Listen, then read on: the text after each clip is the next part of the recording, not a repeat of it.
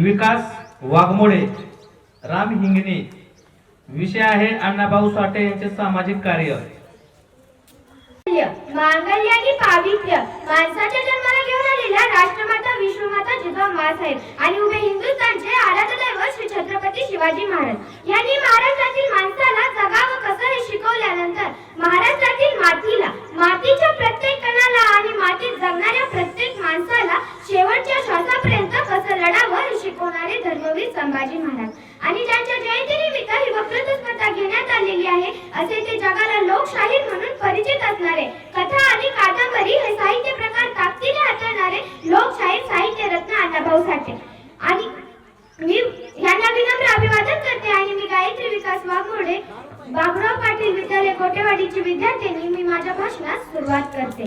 तू गुलाम नाहीस, तू गुलाम नाहीस, तू या वास्तव जगाचा निर्माता आहे असे क्रांतिकारी संदेश देणारे तुकाराम साठे, अण्णाभाऊ साठे हे अस्पृश्य व मातंग समाजात जन्माला आले आणि आपल्याला एक अमूल्य अशी शिकवण देऊन गेले. मित्रांनो, जे लोकांना मान्य नव्हते ते लोकमान्य झाले, जे लोकांना मान्य नव्हते ते लोकमान्य झाले. ज्यांच्या हाती तलवार आली ते छत्रपती झाले, ज्यांच्या हाती तलवार आली ते छत्रपती झाले. 18 तास वर्गाच्या बाहेर बसून अभ्यास करून ते विश्वरत्न झाले. 18 तास वर्गाच्या बाहेर बसून अभ्यास करून ते विश्वरत्न झाले.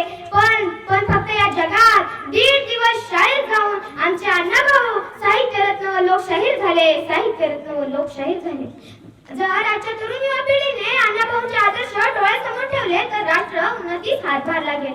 जर 1.5 दिवस शाळेत जाणारे अण्णाभाऊ साहित्यरत्न व लोकशाहीर होत असतील, जर 1.5 दिवस शाळेत जाणारे अण्णाभाऊ साहित्यरत्न व लोकशाहीर होत असतील तर आपण 10 वर्षे 12 वर्षे शाळेत जाऊन एक आदर्श नागरिक करू शकत नाही? होऊ शकतो जर आपण महापुरुषांचे आदर्श डोळ्यासमोर ठेवले तर.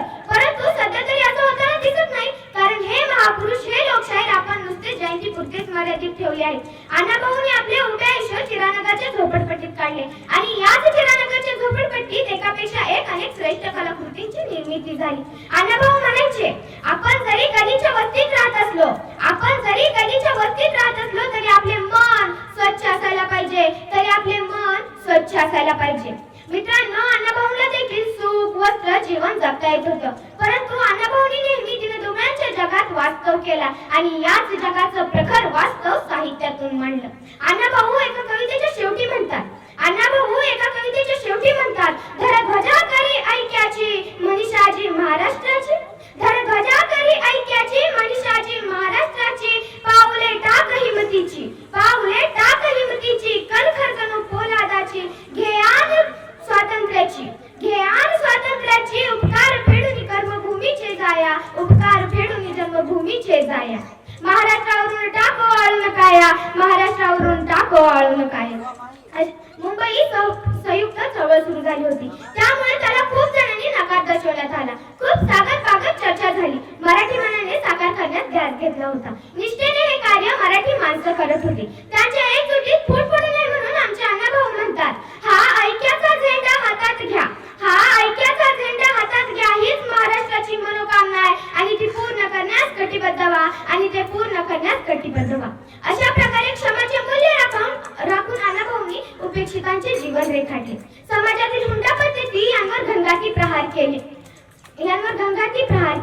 अन्यायाविरुद्ध लढणाऱ्या नायकाचे चित्र आपल्या कादंबरीत रेखाटले. अण्णाभाऊंची फकीरा ही कादंबरी खूपच लोकप्रिय झाली. अण्णाभाऊंनी आपल्या कथेतील नायकाला नेहमी शौर्य, त्याग, बलिदान, माणुसकी अशा सद्गुणांनी स्वाभिमान केले आहे. अण्णाभाऊ चित्र या कादंबरीत लिहितात, खेड्यावर उपासमारी हैराण झालेल्या शेतकऱ्याच्या मुली, खेड्यावर उपासमारी हैराण झालेल्या शेतकऱ्याच्या मुली ज्यावेळी भुलतात तेव्हा शीरचे व्यापारी त्यांना फसवून आणून विकतात, तेव्हा शीरचे व्यापारी त्यांना फसवून आणून विकतात. असे मनुष्यरूपी कावळे मी पाहिले, असे मनुष्यरूपी कावळे मी पाहिले, त्यांनी ही कथा लिहून काढली. अण्णाभाऊ साठे शाहीर अमर शाहीर गव्हाणकर लालबावटा कलापथकाची स्थापना करतात. लालबावटा कलापथकात लावण्या, पोवाडे, लोकगीते अशा लोकगीते माध्यमातून स्वतंत्र आंदोलन चेतावले. गोवा मुक्तीसाठी स्वतंत्र आंदोलन चेतावले. शोषितांचा आक्रोश आपल्या लेखणीतून मांडणारे साहित्य सम्राट थोर लोकशाहीर अण्णाभाऊ साठे यांना जाता नमन करते आणि मी माझ्या भाषणास पूर्णविराम देते.